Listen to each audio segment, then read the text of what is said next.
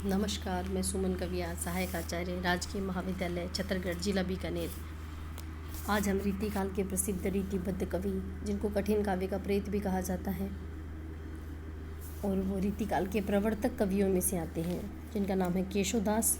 केशवदास जी की एक प्रबंधात्मक काव्य कृति, एक महाकाव्य है रामचंद्रिका, जो उनकी कीर्ति का आधार है। उसी के प्रारंभ में उन्होंने जो गणेश जी की वंदना की है, उसका अध्ययन करेंगे। यह दोहा एक मंगलाचरण से संबंधित दोहा है। कोई भी कवि कोई रचना करता है तो वह सर्वप्रथम अपने इष्ट देव को याद करता है, वो मंगलाचरण कहलाता है।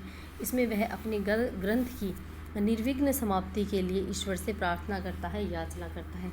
जैसा कि बिहारी दास जी ने अपनी बिहारी सत्सई में कहा है, मेरी भव बाधा हरो राधा नागरी सोई, जातन की झाई पड़े श्याम हरि की दुधि में। तो एक तरीके से उनका ये दोहा मंगलाचरण से संबंधित ही दोहा है, क्योंकि उन्होंने इस दोहे में अपने ग्रंथ बिहारी सत्सई की निर्विघ्न समाप्ति के लिए अपने आराध्य श्री कृष्ण की आराध्या राधिका जी से प्रार्थना की है।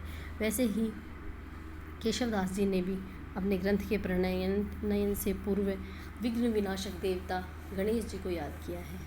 वो कहते हैं,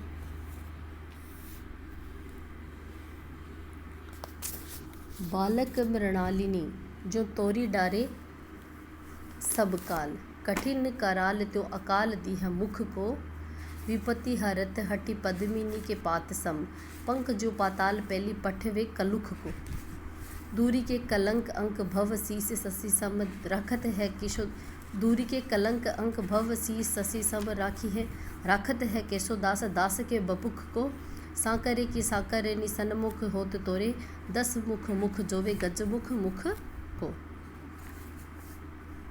अलंकारिक शैली में उन्होंने इसमें गणेश जी की वंदना की है। इस छंद में काठिन्य निवारण के अंतर्गत प्रमुख शब्द है बालक। यहाँ बालक शब्द हाथी के बच्चे के लिए प्रयुक्त हुआ है। फिर है दीह। दीह शब्द भी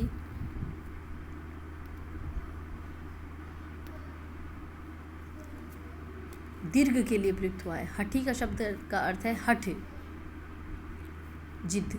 पेली शब्द का अर्थ है बल प्रयोग द्वारा ठेल देना। भव का अर्थ है महादेव और बपुक का अर्थ है शरीर। सांकरे शब्द का अर्थ है संकट में पड़ा हुआ, और सांकरनी का अर्थ है सांकलों को तोड़ने वाला। गजमुख का अर्थ है गणेश भगवान। सर्वप्रथम हम इस छंद का, इस कविता का संदर्भ लिखेंगे। संदर्भ के अंतर्गत हम लिखेंगे, प्रस्तुत पद रीतिकाल की रीतिबद्ध कवियों में सर्वोपरि और कठिन काव्य के प्रेत कहलाने वाले महाकवि केशवदास प्रणीत प्रबंधात्मक महाकाव्य रामचंद्रिका के मंगलाचरण छंद से अवतीर्ण है। अब है इसका प्रसंग। प्रस्तुत पद में केशवदास जी ने अपने ग्रंथ के प्रणयन से पूर्व विघ्न विनाशक देवता श्री गणेश की वंदना की है। अब हम इसकी व्याख्या करते हैं। कवि केशवदास जी कहते हैं, बालक मृणालिनी जो तोरी डाले सब काल। बालक यानी बच्चा, हाथी का बच्चा, जिस प्रकार मृणालिनी यानी कमल की डंडी, कमल की जो नाल होती है, कमल नाल जिसको बोलते हैं, उसको मृणालिनी कहते हैं, मृणाल कहते हैं।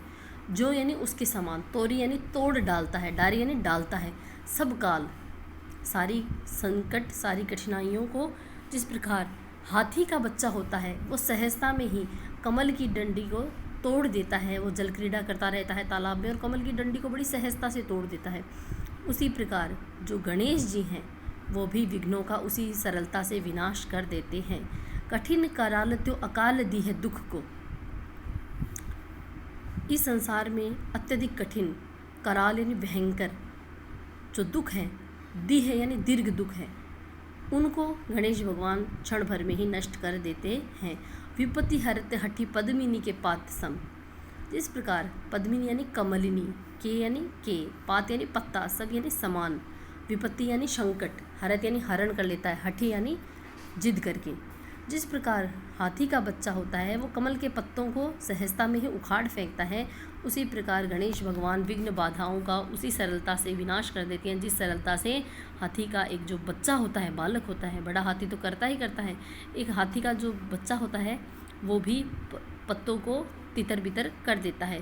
पंख जो पाताल पहली पठ वे कलुख को।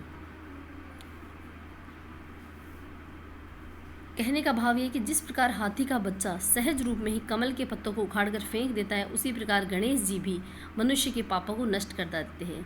जीवन की मलिनताओं पापों को भी उसी भांति नष्ट कर देती हैं जिस प्रकार हाथी का बच्चा कीचड़, पंख का मतलब होता है कीचड़, कीचड़ को दबाकर पाताल यानी पाताल लोक में भेज देता है।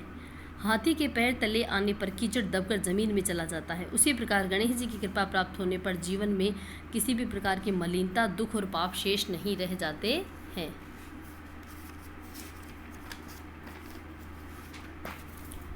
कवि केशवदास कहते हैं कि अपने भक्तों के सभी विकारों को दूर करके वे उनके जीवन को शिवजी के सिर पर सुशोभित, शिवजी के सिर पर जो सुशोभित है,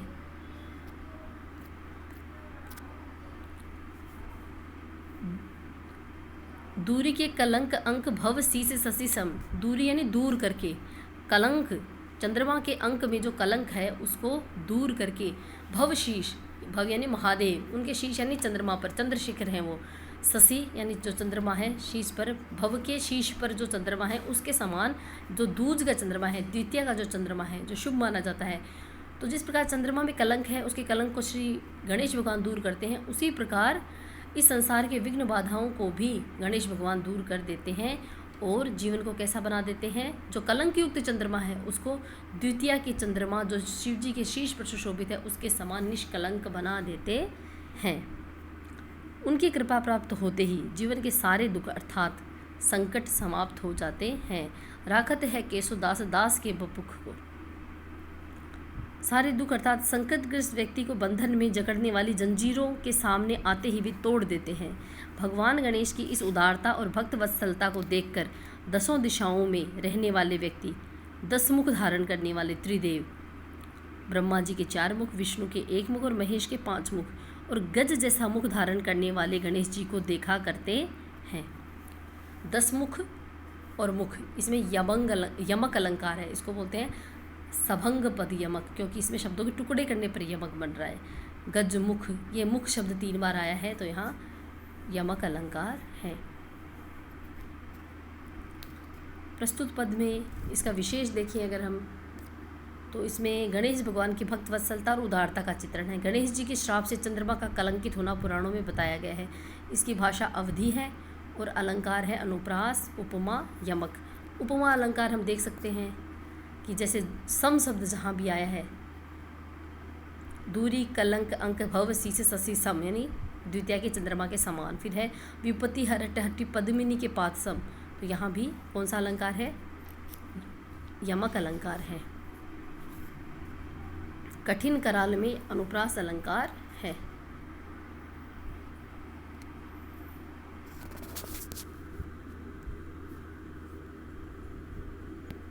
अगला जो चरण है, अगला जो छंद है वह है सरस्वती माता की वंदना से संबंधित है, जिसमें भगवान गणेश की वंदना के पश्चात वो वाणी की देवी जो विद्या की भी देवी है, गणेश भगवान बुद्धि और विद्या के देवता हैं, उसी प्रकार विद्या और बुद्धि की देवी, वाणी की देवी माँ सरस्वती साहित्य की साधना करने वाले एक साधक के लिए अद्भुतपूर्व महत्व रखती हैं।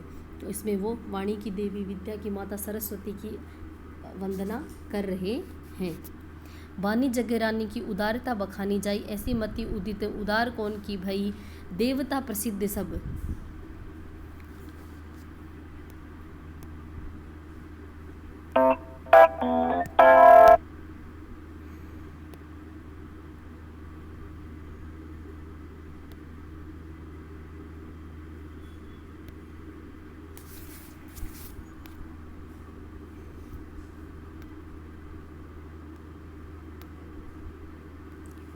देवता प्रसिद्ध सिद्ध ऋषि राज तप वृद्ध, कही कही हारे सब कही न कहु गई। भावी भूत वर्तमान जगत बखानत है, केसो दास केहु न बखानी कहु पे गई। पति बढ़ने 4 मुख, पूत बढ़ने 5 मुख, नाती बढ़ने 6 मुख, तद्यपि नहीं नहीं। इसमें कठिन शब्द है वाणी यानी वाणी सरस्वती देवी। उदार यानी शांति संपन्न बड़े दिल वाला। 4 मुख वाले ब्रह्मा, पूत यानी पुत्र, 5 मुख यानी शिव जी, 6 मुख यानी कार्तिकेय जी।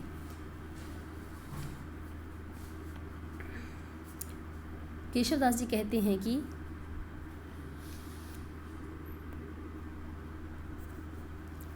देवी सरस्वती जी संसार की पूज्य हैं, उनकी महिमा का वर्णन करना सहज नहीं है। इस संसार में सरस्वती के समान समृद्ध अर्थात प्रखर बुद्धि वाला और कोई नहीं है जो कि उनकी महिमा का वर्णन कर सके। साधारण व्यक्ति की तो बात ही छोड़िए, देवता, ख्याति प्राप्त सिद्ध ऋषिगण, महर्षि, बड़े बूढ़े तपस्वी भी उनका गुणगान करते हुए थककर हार गए हैं, पर इनकी महिमा का वर्णन पूरा नहीं हुआ। बीते हुए काल में भी लोग इनकी प्रसिद्धि गाते थे, वर्तमान में भी धरती के मानव गाते हैं और भविष्य में भी इसकी महिमा को गाते रहेंगे। फिर भी कोई अभी तक उनकी महिमा का संपूर्ण वर्णन नहीं कर सका है।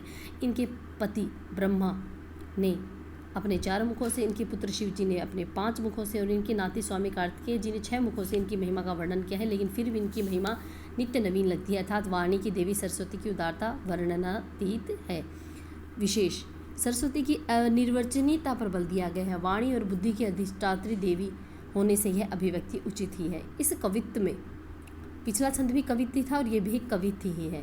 इस कवित्व में कवि ने सरस्वती वंदना को सर्वथा एक नवीन रूप में प्रस्तुत किया है। बाहर वाले या अजनबी लोग वर्णन न कर सके ये तो कोई बात नहीं, परंतु 24 घंटे साथ रहने वाले घर के लोग भी वर्णन न कर सकें, यह एक विचित्र बात है, परंतु सत्य है। 3 पुश्तें अपना पूरा जोड़ लगाकर भी उनकी उदारता का वर्णन नहीं कर पा रही हैं। इसमें अनुप्रास अलंकार है, विशेषोक्ति अलंकार है, कारण उपस्थित है फिर भी कार्य नहीं हो रहा है, इसलिए यहाँ विशेषोक्ति अलंकार है। संबंधातिशोक्ति है, वक्रोक्ति भी है और पुनरुक्ति प्रकाश अलंकार है। कहीं कहीं में पुनरुक्ति प्रकाश है। इसमें सरस्वती के पुत्र के रूप में शिव जी, नाती के रूप में कार्तिकेय का उल्लेख पौराणिक न होकर कवि कल्पना आश्रित है। इसी कारण इसमें समीक्षकों ने दोष भी माना है।